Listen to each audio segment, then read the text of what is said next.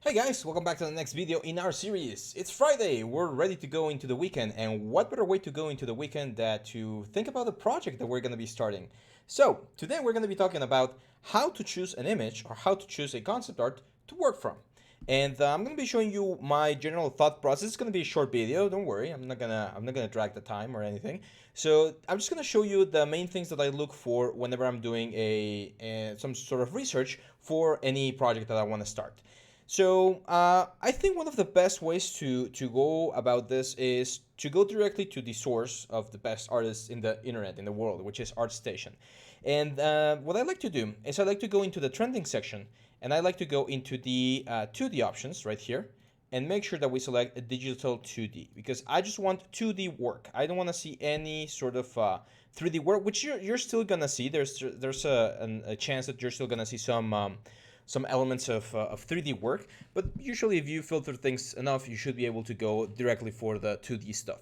And the first question you need to ask yourself is, do I want to do a piece to improve, or do I want to do a piece to create a portfolio?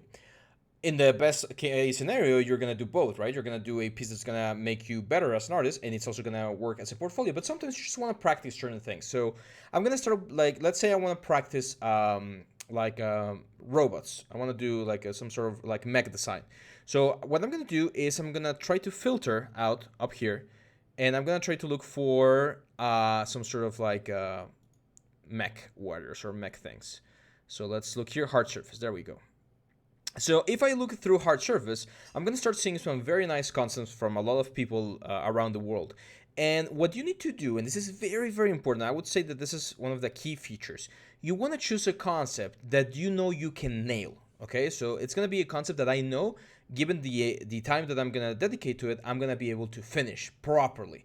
You don't want to try and do something that's way, way over your skill level right now, because what could happen is you're going to get really motivated to do something like this, for instance, and then once you start trying to do it, you're not gonna get there because you're not there yet on the level. So always look for something that's up to your level, and look for something that's clear. I would say that's one of the main issues that a lot of my students face. They would go and they would pick a concept art that might be very good as a concept art, but it's not clear as a thing that we can use to create something. So let me show you an example of what I mean by this. Let's navigate here a little bit, like this guy. Okay, so some of you might be, I want to do a robot, and you see this concept art and you're like, oh my god, this looks so cool, I want to do this guy. And sometimes you only get this sort of image, and unfortunately this sort of image is not enough for us to properly understand the proportions, the shapes, the details of the character. This is an illustration piece. It's like a storyboard frame, and even though it looks amazingly cool, work by Eric Ziegel. I don't know how to pronounce that. It looks really cool. It will be difficult to do. However, in this case, he actually went and did this sort of like front view, side view. This is perfect, guys. Like, if you ever want to find a concept that works for you, this sort of stuff is like finding gold, because we can very easily create a front view of the character and later pose him to look like this, and we already know what the main ideas for this guy were. There are a lot of details that are still missing, but if there is more exploration here, like this guy right here, this is actually like really, really, really good. Like, we can get something done very, very nicely. I actually can see it right here that this guy did some 3D work. You can see it right here. This is a 3D piece, and he painted over the 3D piece. You can see the render here. So yeah, this is a great concept to do. This would be a good concept. Originally, I thought it was not gonna be one because of the unclearliness or the lack of explanation here. But once we go there, there is enough information. So let's take a look at something else. For instance, I strongly advise against doing something that has already been done in 3D. So for instance, you might take a look at this gun and say, oh my god, this is super cool. Yeah, but Colin Geller already did it.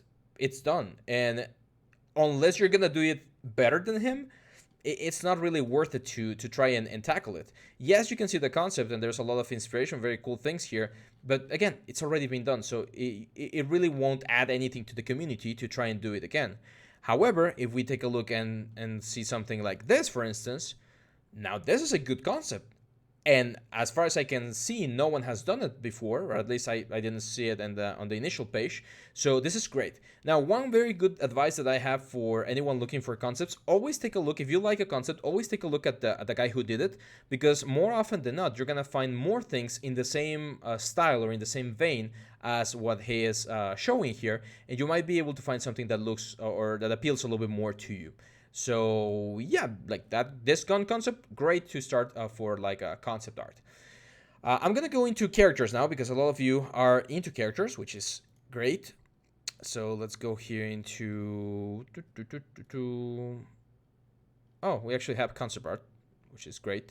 So yeah, whenever we're looking at characters, you also want to follow that same advice that I just gave. Make sure you try and find something that's really clear in its execution. So if you see a concept like this one, this is fine if you're doing like a bust or even like half the torso and stuff, but we don't have any information about the legs. So if you wanted to do a complete character, you will need to create and invent, design pretty much a shape language that follows the same shape language that we have here down there. And unless you're really, really good at designing, it could be a little bit tricky.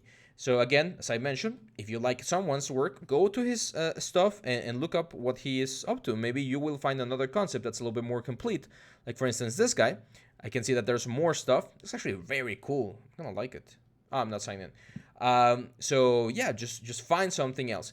Try to avoid things that are really conceptual, because it's gonna be very difficult to understand what's going on. Like this kind of stuff, it looks cool. It's a very nice concept. It's not very nicely done, but it's very unclear. Like I'm not sure how I would approach this thing from the very beginning. There's a lot of uncertainty in a lot of different areas, so it will be very difficult to transform or translate into a 3D work.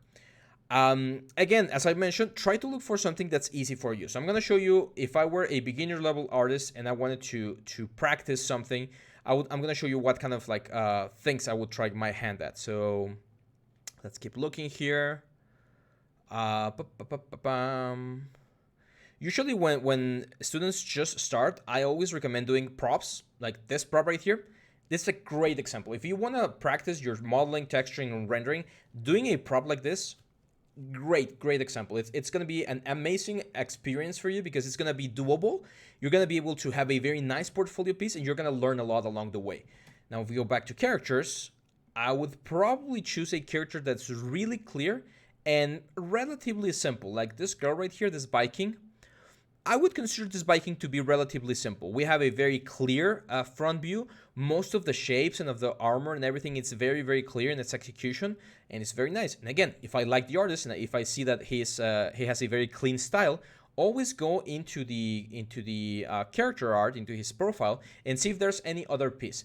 I would strongly advise about going with things like this, where there's a lot of like metal work and things, because the more details, the more elements you have, the longer it's gonna take. And again, you usually want to have something that's manageable. There's a very I'm gonna show you here, and sorry if I'm going into this parenthesis, but I think this is gonna be very useful for you. I like to think about the artistic growth of a 3D artist in stages. So we're gonna divide the stages into noob, amateur, and pro. Okay, so when you're a noob artist and you're just starting, which you don't know anything about 3D and you're just beginning, which is fine. Everyone has been there. I was there a couple of years ago. What's gonna happen is you're gonna have a very fast growth. You're gonna learn a lot in a very short amount of time, because you're learning the tools, you're learning techniques, you're learning tips, tricks, and stuff, and you're gonna be learning a lot of stuff. But your level, let's actually call this like quality here. Your quality, it's gonna remain very like small, like here. Once you hit the amateur, something very funny starts happening. You're gonna start hitting some sort of like plateaus. You're gonna learn something new, improve, stay the same, learn something new, improve, stay, learn something new, improve, and eventually you're gonna hit a big plateau. Everyone goes through this, and that's when you don't know what else to do in order to keep on growing. A lot of artists stay here. Unfortunately, they don't push further, because at this point you can get a very nice job, you can get a nice position at a studio, and you're gonna be delivering a work every single day. And unfortunately, you don't leave enough time to improve your skills. I don't want you guys to stuck or get stuck here as an amateur or just like a semi-pro artist. What's gonna make sure you jump that stage and become a great artist is you need to keep on learning. Here is where you're gonna be doing a lot of self-analysis, and you're gonna be like, okay, I'm really weak at like mech design, or I'm really weak at organic modeling, or I'm really weak at hair or at armors or whatever, and you're gonna assign yourself certain goals, certain homeworks, and you need to start learning in a more of a steady growth, something like this. And this curve goes all the way until you retire. So that's why one of the quotes that we have here in the studio is always learning, always improving, because you should always be striving to learn something new.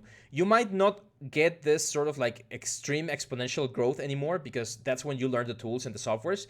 You might not get the steps anymore either, but having this very nice steady growth will make sure that once you hit 5 years of experience, 10 years of experience, 15 years of experience, you're going to be better and better and better. And of course, you're going to be invited to better projects, getting better work, and in general, being a better artist. So make sure you do not get stuck here in the amateur section where you know the skills, but you don't want to improve anymore, because that's a very, very dangerous position to be.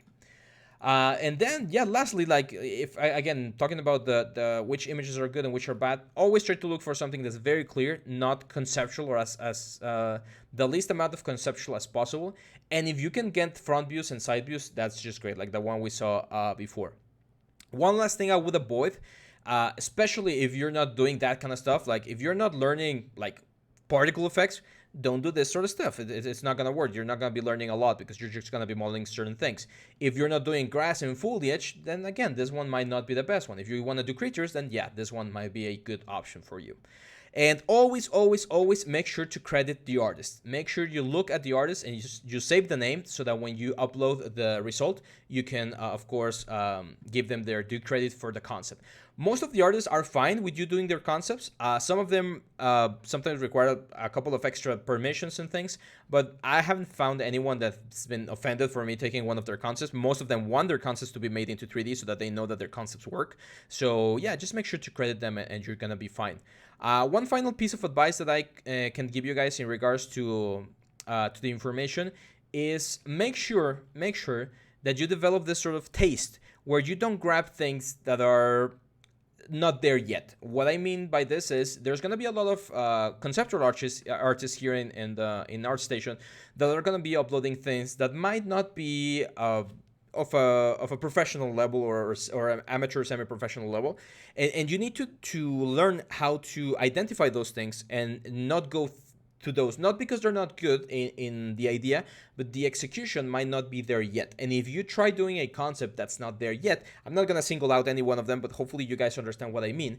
If a concept's not really good and you try to do it in 3D, you're gonna be doing yourself a disservice, because you're not exploiting or using your skills to the best of your abilities. So always make sure to pick a concept that's very well realized, very well done. Always credit the artist, and make sure that the concept that you pick is as clean as possible. That's my advice. I would encourage you to try this weekend. Try grabbing something that you can complete in, let's say, 5 hours, 2 hours on Saturday, 3 hours on Sunday, and have it as your weekend project, and see how that goes. When I was a student, I always did projects on the weekends to keep growing as an artist, so I strongly recommend you follow. Simple things like this, for instance, awesome exercise, very easy to model, purely in Maya if you don't know ZBrush. Like all of this props right here, excellent exercises. So props, characters, weapons, pieces of armor, just grab something that you know you need to practice on and go with that. And that's it, guys. If you like this advice, let us know in the comments. What do you think? What kind of concepts do you like to do? Let us know in the comments. We always read them. Make sure to leave a like, share, subscribe, and I'll see you back tomorrow. Bye-bye.